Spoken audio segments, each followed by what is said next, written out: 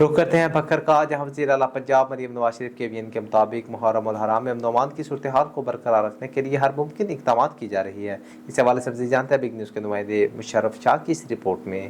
بالکل بکھر میں ڈپٹی کمشنر محمد اشرف نے ضلع انتظامیہ اور افسران کے ہمراہ مرکزی جلوس کی گزرگاہوں اور محرم روٹس کا تفصیلی دورہ کیا۔ دورے کے دوران تجاوزات کے خاتمے کے بعد کلین آپریشن کی صورتحال اور مختلف مقامات پر ضروری تعمیر و مرمت، صفائی ستھرائی، نکاسی آب اور دیگر میونسپل سروس کی دستیابی کا بغور جائزہ لیا گیا۔ ڈپٹی کمشنر نے موقع پر موجود افسران کو ہدایت کی کہ محرم الحرام کے تمام جلوس اور مجالس کے راستوں پر بروقت اقدامات کو یقینی بنایا جائے تاکہ کسی قسم کی رکاوٹ یا دشواری پیش نہ آئے۔ اس موقع پر additional deputy commissioner revenue Abdul Qadeer, additional deputy commissioner general Arshad Wattoo, municipal committee کے افسران اور دیگر متعلقہ افسران کے نمائندگان بھی موجود تھے۔